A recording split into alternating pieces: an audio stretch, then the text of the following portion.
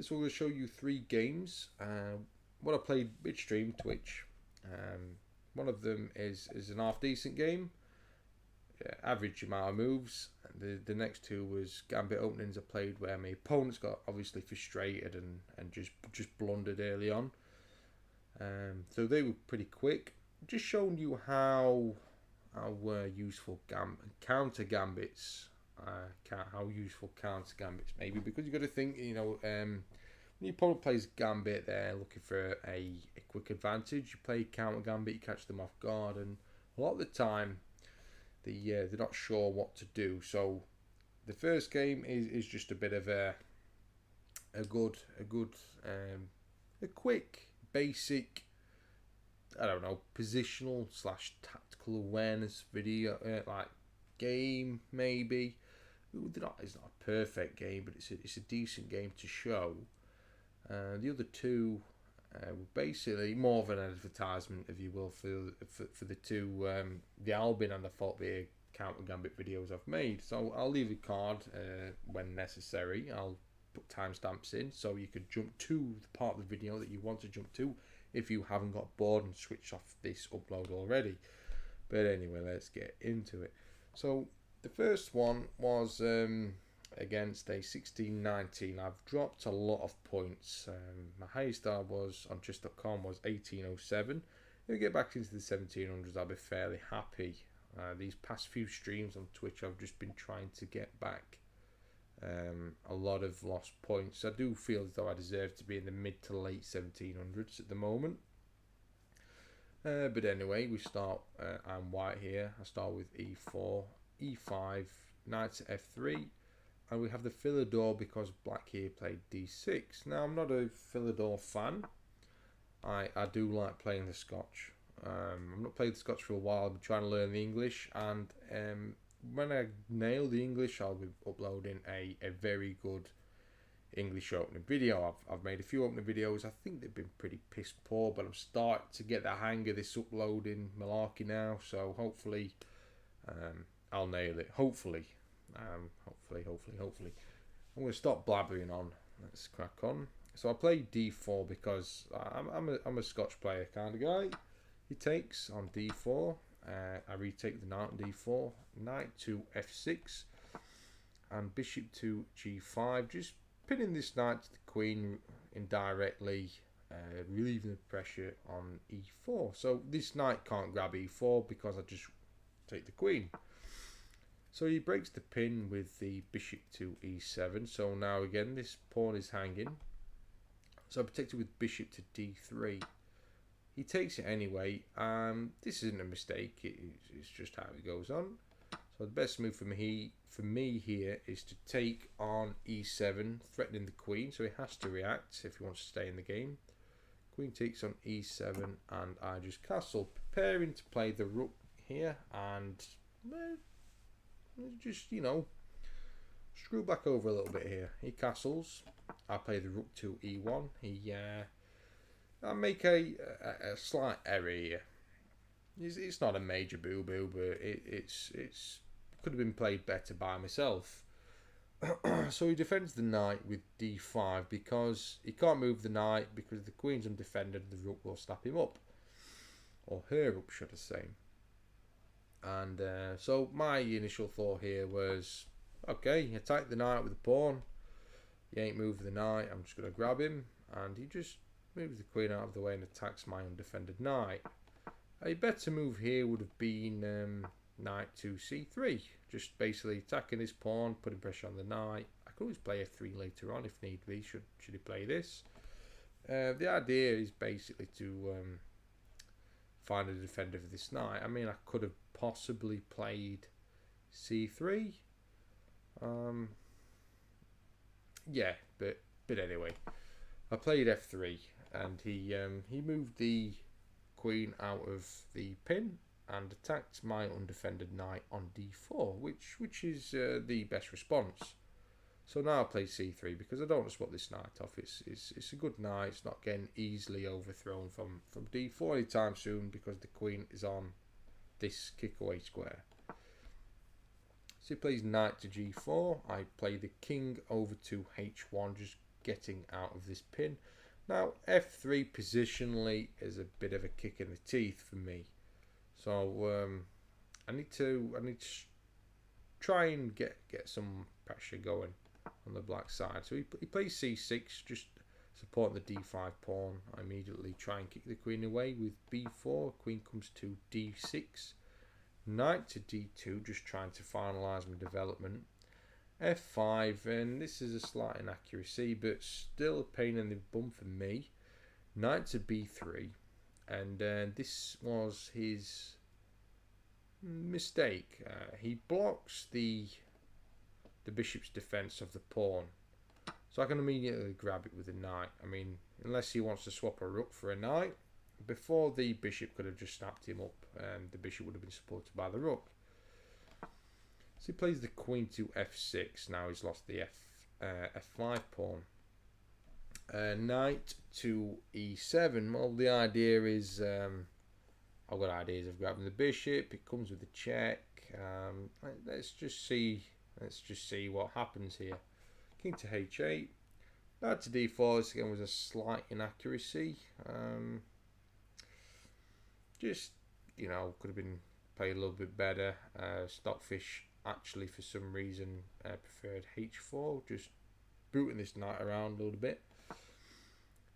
Knight to e5, and I just grabbed the bishop because I didn't like the diagonal that this bishop was starting to possess. I didn't want to weaken the white squares, so I just removed it. This knight was getting quite difficult to defend.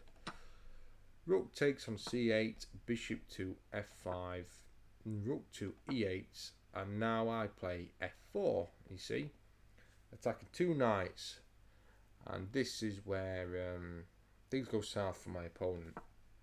He plays c5, attacking my knight on d4. The problem is once I snap one of these knights up, this knight is still covering the bishop, and one of these knights come with an attack on the queen. So as you'll see, I take the knight on g5, attack on the queen. So he has to react to this. He grabs the pawn, and now I can just, well, there's a fork here. And if he takes the knight, then the bishop's grab the rook for a knight. So it's, what do you do? If you want to get out of the fork, you grab the knight with the rook, but I end up with the same scenario, drop a knight for a rook after you move the queen. So he just takes the knight, I'll grab with the bishop, rook to f2, bishop back to g2, just defending this g2 pawn here that's getting a lot of pressure. This knight is pinned indirect because if this knight moves, there's a back rank issue. So took advantage of this. Queen to f4, queen to h5 by myself, and midstream I actually panicked. I was like, oh shit, I've threw the game away, but I haven't. It's fine. I realised that it's okay because rook takes, queen takes. He resigned here. Queen takes, rook takes, and I'm fine. Sorry, he resigned here.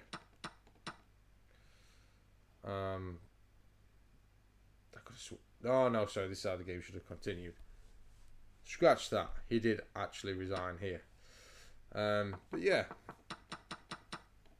I was up 2 rooks and a bishop in the end game. There's no way he would have won this. So just you know, just watch out for things like this. You see here, this pawn, I cannot take it. It's defended by the bishop, defended by the rook. If I grab with the bishop, then I just end up losing a piece of a pawn. But when he's trying to develop, this is why I don't like these sort of moves so early on before you've developed, is because I mean he wants to naturally develop the knight. There's no point putting the knight here. It makes sense to come this way, but maybe you should have got the knight out and then played f4. But yeah, this was the start of his position going south, because now I'm getting in. I found my way into the position, and it just went south for me here. So yeah, that's game 1. Now these are very quick games, so if you're still here, you might as well continue and keep me the average view count high. So this is the Albin, I believe. The Albin is against the Queen's Gambit. It didn't actually play the correct move order, which was even better for me. There's actually really fun traps in the Albin, should your opponent fall for them.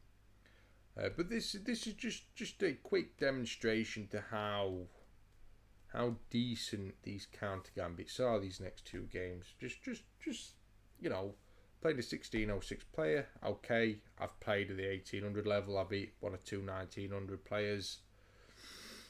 Playing on form, you could say that it's slightly unfair, but still, a 1600, you'd thought to spot these easy mistakes, especially if you watch my Counter Gambit videos. But anyway, okay, we have d4, d5, c4, and the Albin Counter Gambit is on the board with e5. Okay, this is not the best move. Book move is d takes on e5, which is completely fine for white, but it potentially leads into the really fun stuff. Obviously, I've got an Albin Counter Gambit video. I'll leave a card like somewhere on the screen for you to click on and check it out.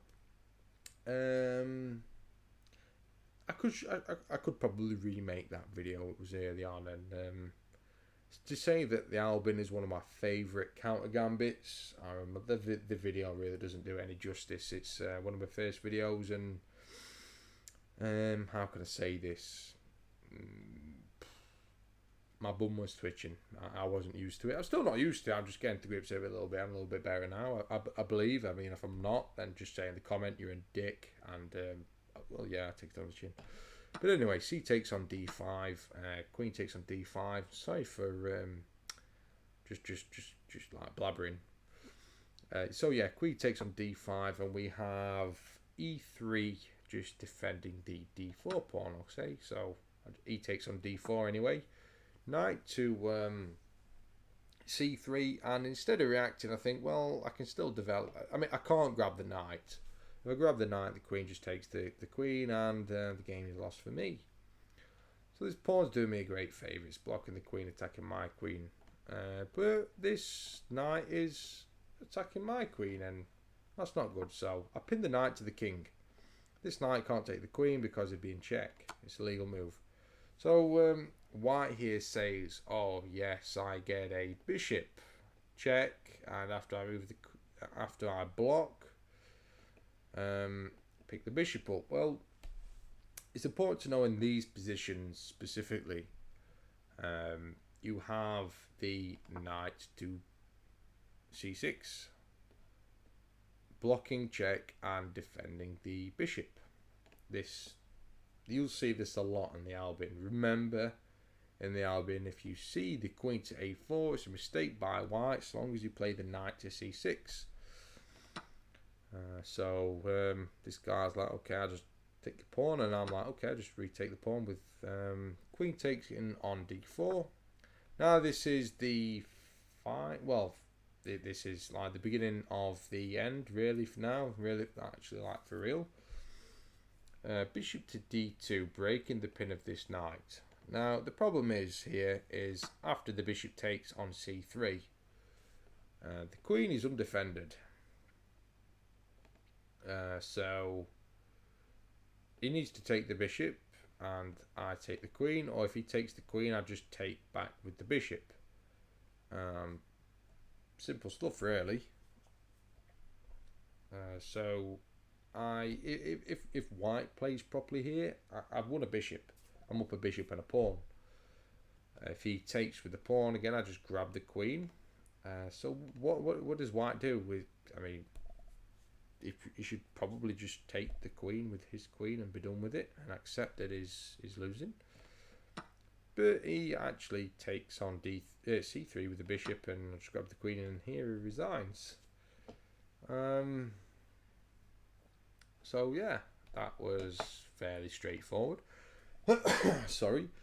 This one I played with a 93%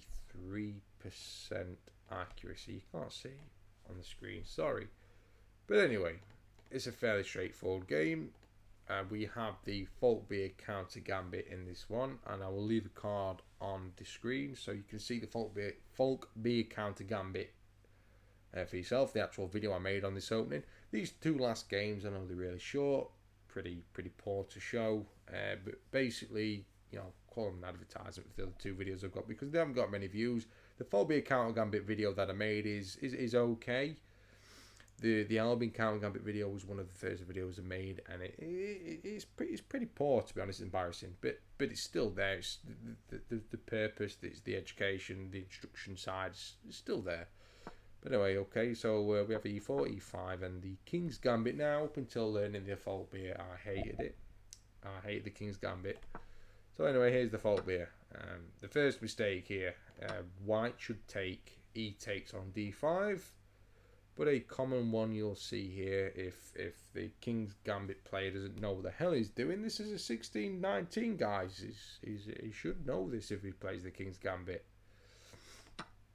F takes on E5. Can you see what you do here as black? Queen to H4 check. What do you want to do? Right. How do you block? You either move the king to E2 or you just accept and block with G3, trying to kick the queen away. Well, the best move is to play G3, blocking the check, but then now you take on E4. Queen blocks, grab the rook, and now he's trying to trap the queen with knight to F3.